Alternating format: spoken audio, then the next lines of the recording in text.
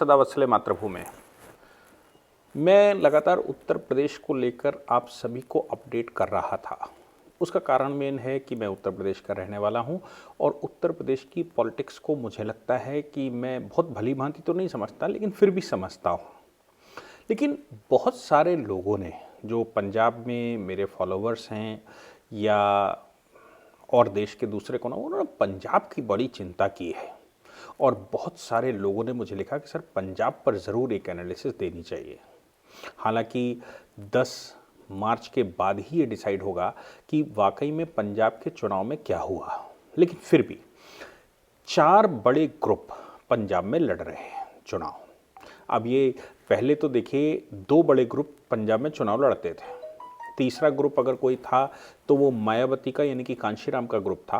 कांशीराम ने अपनी लाइफ या अपने करियर की शुरुआत पंजाब से की थी, यानी कि बहुजन समाज पार्टी की अगर कहीं से शुरुआत हुई तो वो पंजाब से हुई, बाद में धीरे से आकर वो उत्तर प्रदेश में शिफ्ट हुई। उसका कारण है पंजाब की पूरी पॉपुलेशन में 2011 के सेंसस के अनुसार लगभग 30 से 32% दलित है। 30 से 32%। हालांकि जहां पर देखिए एक चीज़ तो हमेशा होती है, जहां पर जो ग्रुप ज़्यादा होता है उसके बाइफर्गेशन भी होते हैं, उसके डिवीज़न भी होते हैं और उन डिवीज़न्स में अधिकारों की लड़ाई भी होती है।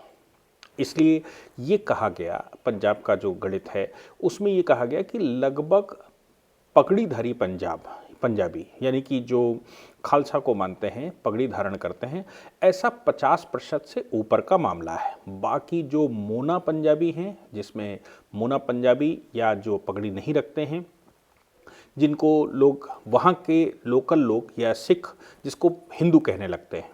हालांकि मेरा बात कहना ये भी है कि सिख भी हिंदू ही हैं, वो कोई अलग नहीं है। गुरु गोविंद सिंह जी ने उनको एक नई पहचान दी थी योद्धाओं के रूप में। इसीलिए पंजाब में टोटल 100% पगड़ीधारी सिख नहीं हैं, जो बॉर्डर पर लड़ने के लिए, जिन्होंने देश की सुरक्षा के लिए, जिन्होंने हिंदू की सुरक्षा के लिए कदम उठाया था और 5 का कड़ा और कृपाण धारण की थी, केश धारण किए थे, वो लोग खालसा के फॉलोवर हुए, यानी कि वो लोग गुरु गोविंद सिंह जी के फॉलोवर हुए और उन्होंने ये वेश धारण किया, उन्होंने वेश दिया। लेकिन इसका मतलब ये नहीं है वो दोनों अलग अलग हैं। पंजाब में ऐसी प्रैक्टिस, दिल्ली में ऐसी प्रैक्टिस आपको खूब मिल जाएगी, जिसमें 2 सगे भाई, एक को हिंदू लोग कहते हैं और एक को लोग सिख कहते हैं, दोनों ही गुरुद्वारे जाते हैं। एक को, जिसको मोना पंजाबी यानी कि एक ने बाल कटवा लिए, उसको वो हिंदू कहने लगते हैं लोग, और बाकी जो पगड़ी धारे हैं उनको या केश रखे हुए हैं उनको वो सिख अपने आप को कहते हैं। ऐसा बहुत सारी एनालिसिस देश भर में चलती है, लेकिन पूरा देश इस बात को मानता है कि दोनों सगे भाई हैं और दोनों ही हिंदू हैं बेसिकली, और हिंदुओं की रक्षा करने के लिए ही गुरु गोविंद सिंह जी ने ये वेश धारण करवाया था। क्योंकि सेना को अपनी एक यूनिफॉर्म होती है, उस यूनिफॉर्म में या तो आप ढाल रखें, तलवार रखें, तो ढाल तलवार के साथ साथ गुरु गोविंद सिंह जी ने ये परमानेंट वेश धारण करवाया था। चूंकि वो नॉन स्टेट फोर्सेस थी, नॉन स्टेट फोर्सेस से मतलब होता है शासन ना हो और फोर्स बनानी पड़े गुरिल्ला युद्ध करने के लिए, लड़ाई लड़ने के लिए, तो उसको वो हम उसकी संज्ञा देते हैं। इसलिए ये इस प्रकार के वेश धारण किए थे। अब हम लोग बात कर लेते हैं कि पंजाब में ये 4 बड़े ग्रुप कौन से हैं। पहला बड़ा ग्रुप जो इस समय सत्ता में है, कांग्रेस और मुसलमान, यानी कि मुस्लिम तुष्टीकरण का वहाँ पर अभी तो आम आदमी पार्टी भी कर ही रही होगी, क्योंकि 20 से ऊपर 117 में से 20 सीटें ऐसी हैं जिसमें 10,000 वोटर के लगभग, हर कॉन्स्टिट्यूएंसी में लगभग 10,000, 8,000, किसी में 12, एवरेज में कहूँ 10,000 वोटर मुसलमान है। हालांकि 10,000 वोटर कोई बहुत वैल्यू नहीं रखता, लेकिन वोट तो है ही 10,000। इसलिए कांग्रेस और आम आदमी पार्टी, इन दोनों ने ही मुस्लिम वोटर्स को साथ में लेने के लिए अपना काम कर रहे हैं।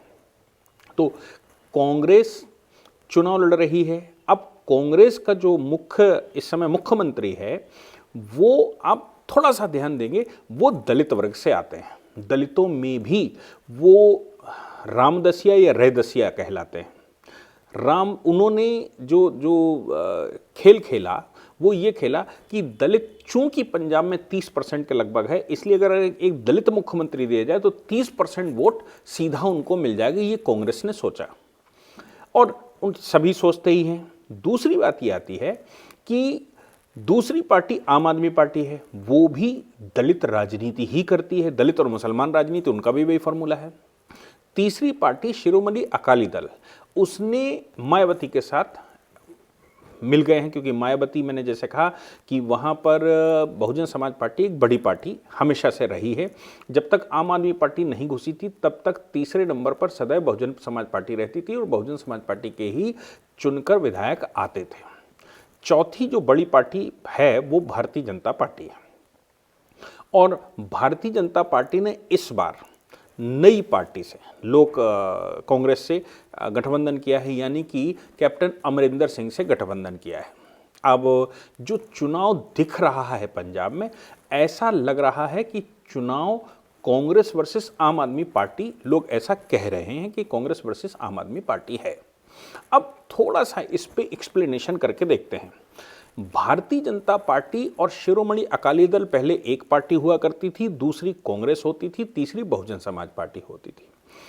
अब शिरोमणि अकाली दल जो अकालियों का ग्रुप है, उसकी सरकार 10 साल थी, पिछली सरकार बने कैप्टन अमरिंदर सिंह की सरकार बनने से पहले 2017 में 10 वर्ष तक, 2007 से लेकर 2017 तक उनकी सरकार थी।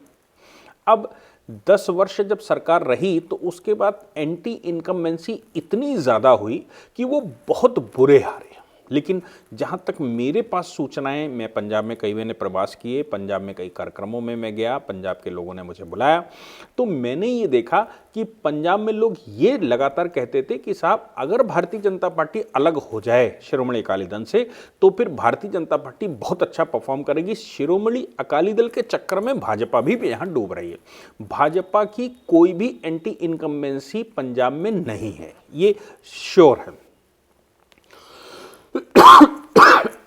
अब यहां पर बात आती है कि जो 70% वोट है, ये सारा जो आम आदमी पार्टी और कांग्रेस, ये दोनों ही इस 30% पर डिपेंड है। और इधर शिरोमणि अकाली दल को भी ये लग रहा है कि मायावती के साथ मिलकर हम वो 30% पर कर लेंगे। मायावती का जो ओरिजिनल वोट है, यानी कि जो वहां पर वोट की गणना करें तो दलितों के 30% में से लगभग 27 से 30%, 25 से 30% मजहबी सिख हैं, जिसको मजहबी सिख से मतलब यहाँ पर है कि रंगरेटा और मजहबी, या दोनों को एक ही कह लीजिए। ये टोटल पॉपुलेशन का जो इसकी लिटरेसी रेट भी हालांकि कम है, और ये सिख शेड्यूल कास्ट में सबसे नीचे कैटेगरी में लोग इसको काउंट करते हैं। खास तौर से जो रामदसिया या रैदसिया हैं, ये कहते हैं कि हम बड़े हैं, मतलब हमारी कास्ट बड़ी है, और ये जो मजहबी सिख हैं या जो रंगरेटा हैं ये नीचे हैं, जबकि पॉपुलेशन सबसे ज़्यादा रंगरेटा की है। और पिछले 70 वर्ष में सबसे ज़्यादा अगर उपेक्षित किसी को रखा गया तो वो रंगरेटा था, वो मजहबी था। अब ये कैलकुलेशन मैं झारखंड के प्रवास पर था। झारखंड में जब मैं जमशेदपुर गया तो जमशेदपुर में मुझे एक मंजीत सिंह जी मिले, उन्होंने ये पूरा कैलकुलेशन मुझे बताया। और जो रंगरेटा बिरादरी है, उस बिरादरी के कुछ लोगों ने मुझे संपर्क किया ये पंजाब से, और ये कैलकुलेशंस उन्होंने डेटा मुझे भेजा। मैं डेटा आपको बता रहा हूँ, उनका सहयोग इस डेटा में है, कितना सत्य कितना गलत है मैंने इसको क्रॉस वेरीफाई करने की कोशिश की तो लगभग 19-20 ऐसा ही डेटा है। हालांकि सेंसर कास्ट के अंदर कास्ट के सेंसर नहीं होते, फिर भी लोग एक अनुमान के अनुसार बताते हैं। इसीलिए रामदसिया या रैदसिया, या जिसको चर्मकार भी कहते हैं, ये चन्नी आते हैं, और यही वोट बैंक ओरिजिनल है मायावती का, जिसको तोड़ने का प्रयास कर रहे हैं। अब जो बाकी के बच्चे, जैसे वाल्मीकि बचता है, आदि धर्मी बचता है, राय सिख बचता है, बाजीगर बचता है, महाशा, मेघ, बौरिया, सांसी, ये और सिख हैं। इसके अलावा भी और कैटेगरी हैं, चूंकि 37 जातियां हैं, 37 बड़ी जातियां हैं सिखों में शेड्यूल कास्ट की। तो उन जातियों में ये 8, 9, 10 जातियां ऐसी हैं जो कि बड़ा परसेंटेज रखती हैं। इनमें सबसे बड़ा परसेंट अगर कोई रखता है तो वो मजहबी या रंगरेटा रखता है, जिस पर ना ही आम आदमी पार्टी का ध्यान गया और ना ही उस पर ध्यान गया कांग्रेस का, और ना ही उस पर ध्यान जाता है मायावती का। इस पर सबसे ज़्यादा भारतीय जनता पार्टी ने इस बार काम किया। तो फिर अगर ये टोटल पॉपुलेशन है, ये 30% में से 26%, 27% ये आता है, 29%, 30% भी ऐसा कहते हैं, तो आप समझो कि टोटल पॉपुलेशन का 10%, यानी कि टोटल का 30% अगर एससी बनता है, उसका 30% अगर ये बनता है तो 10%, तो 10% वोट पूरा का पूरा भारतीय जनता पार्टी और कैप्टन अमरिंदर सिंह की पार्टी के गठबंधन को गया है। दूसरा, ये सभी, चाहे शिरोमणि अकाली दल हो, वो सिख पंजाबियों पर डिपेंड है, आम आदमी पार्टी दलित पर डिपेंड है और खालिस्तानियों पर डिपेंड है, और कांग्रेस मुसलमानों पर और दलितों पर इस समय डिपेंडेंट है। लेकिन ध्यान जो नहीं जा रहा है वो ये है कि बाकी का जो 70% है, उस 70% में से 35% मोना है। मोना से मतलब है कि जो अपने आप को हिंदू करता, ना ही उसकी पार्टी कांग्रेस है, ना ही उसकी पार्टी आम आदमी पार्टी है, ना ही उसकी पार्टी कहीं से ये शिरोमणि अकाली दल है। उसकी जो पार्टी है वो भारतीय जनता पार्टी उसी के दम पर चुनाव लड़ती आई है। और जिसको आप सवर्ण कहते हैं सिखों में, उसका नेतृत्व तो कैप्टन अमरिंदर सिंह करते हैं। अब देखिए, तो इन दोनों को अगर कैप्टन अमरिंदर सिंह और भाजपा के वोट को मिला दिया जाएगा तो ये वोट लगभग 45 से 50% बनता है। मैं इसमें से अगर ये कुछ वोट काट भी लिया जाता तो भी 40% वोट बनता है। अब अगर 4 पार्टियां चुनाव लड़ रही हैं, बड़ी दमदारी से चारों चुनाव लड़ रही हैं। दूसरा एक प्रभाव ये जरूर पड़ा, चूंकि बाद में चुनाव हुआ और मायावती का स्टेटमेंट आ गया था। मायावती जी ने ये कह दिया था कि भाई उत्तर प्रदेश में कि अखिलेश को हराने के लिए भारतीय जनता पार्टी को अगर वोट देना पड़े तो मैं आग्रह करूंगी अपने लोगों से कि भारतीय जनता पार्टी को वोट दें। वो हालांकि उन्होंने वो एमएलसी को लेकर कहा था, लेकिन डायरेक्ट वो इंडिकेशन ये था कि अगर आपको बचना है उत्तर प्रदेश में और अखिलेश मुख्यमंत्री बनते हैं तो समस्या हो जाएगी। ये मायावती का जो उदार चेहरा या मायावती जी का जो एक मैसेज उत्तर प्रदेश में दिया उन्होंने, उसका प्रभाव निश्चित रूप से पंजाब में भी पड़ा। और पंजाब में जो रैदसिया या रामदसिया जिसके दम पर चन्नी को मुख्यमंत्री बनाया गया है, वो भाजपा की तरफ भी कटा। तो अगर और इसको भी जोड़ लिया जाए तो फिर आप ये मान के चलें कि मोर देन 40% जो वोट है वो गया है भारतीय जनता पार्टी और कैप्टन अमरिंदर सिंह की जोड़ी को। एक चीज़ और हमेशा ध्यान रखनी चाहिए कि आम आदमी पार्टी जिसको लगता है कि वो दलितों की राजनीति करके, पिछड़ों की राजनीति करके वहां सरकार बना लेंगे, उनको लगता है। लेकिन जो खालिस्तान वाला मामला आया, जिस प्रकार से उनके ही एक साथी कुमार विश्वास ने स्टेटमेंट दिया और उनका जो स्टेटमेंट वायरल हुआ, उससे आम आदमी पार्टी को वहां पर बहुत बड़ा नुकसान हुआ। क्योंकि जो दलित जिसकी राजनीति वो चाहते हैं, वो दलित वर्ग किसी भी हालत में खालिस्तान के सपोर्ट में नहीं है। ये जो 30% जिसकी बात हम कर रहे हैं कि टोटल 30% या 32% दलित है वहां पर, उस 30-32% में से 1% भी खालिस्तान के सपोर्ट में नहीं है। और दूसरी बात कि खालिस्तान के सपोर्ट में मैं ये मान कर चलूं कि पूरे पंजाब में 1 या 2% लोग होंगे। 2% लोग वो भी मोस्टली कनाडा में शिफ्टेड है, धनाढ्य वर्ग भी है, पॉलिटिशियन भी हो सकते हैं। बाकी पंजाब एक ऐसा राज्य है जो देश की सुरक्षा के लिए सबसे ज़्यादा सैनिक देता है। ऐसा शायद ही कोई परिवार हो पंजाब में जिस घर से कोई सैनिक ना हो। तो जो देश के लिए खड़ा है, जो बॉर्डर जानता है, जो मूवमेंट जानता है, जो देश को जानता है, देश की सुरक्षा जानता है, वो किसी भी हालत में आम आदमी पार्टी के साथ नहीं जाने वाला। तो हल्ला बहुत आम आदमी पार्टी बना सकती है।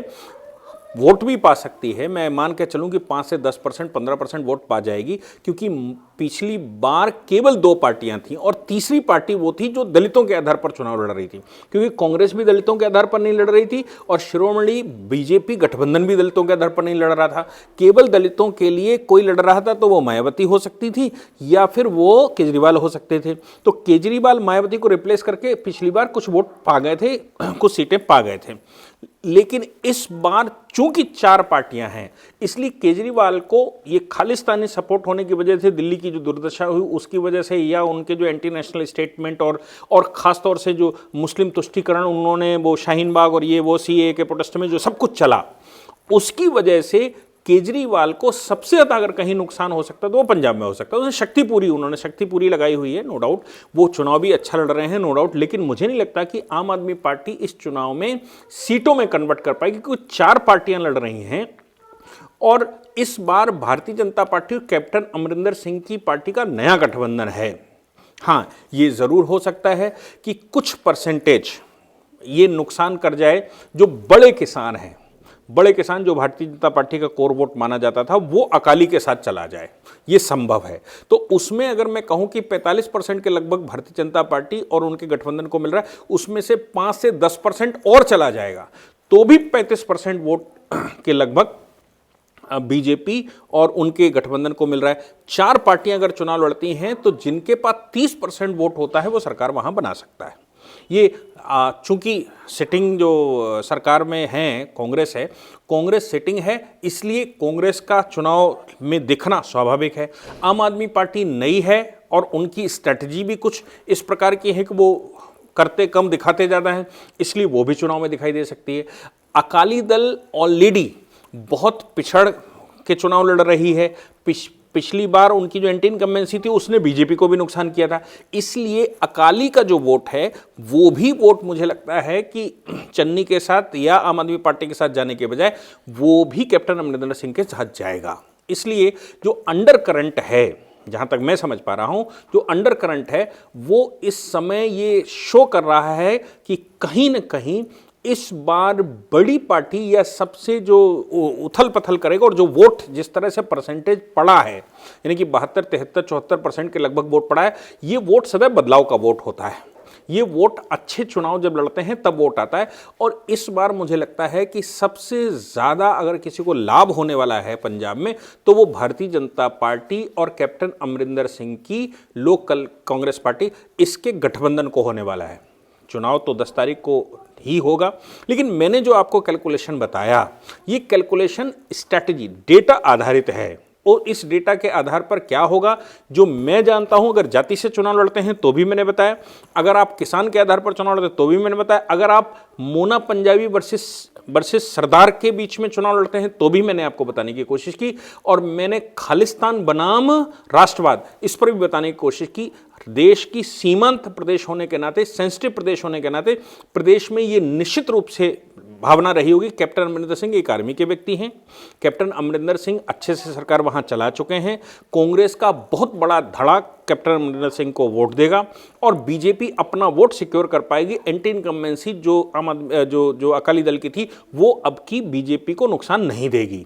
और बीजेपी ने जिस प्रकार दलितों के रंगरेटा पर काम किया है, उससे भी ये साफ दिखाई दे रहा है कि इस बार वहाँ पर बहुत बड़ा बदलाव होने की संभावना है। बाकी तो वोटर साइलेंट रहता है, वो बाद में जो डिसाइड करेगा वो देखेगा। लेकिन मुझे जो लगा, मैंने जो महसूस किया, मैंने जो निकालने की कोशिश की, उसके आधार पर आपको बताने की कोशिश की। जिन लोगों ने भी मुझसे आग्रह किया था उन लोगों को मैं ये मैसेज दे रहा हूँ। जय हिंद, जय भारत, वंदे मातरम।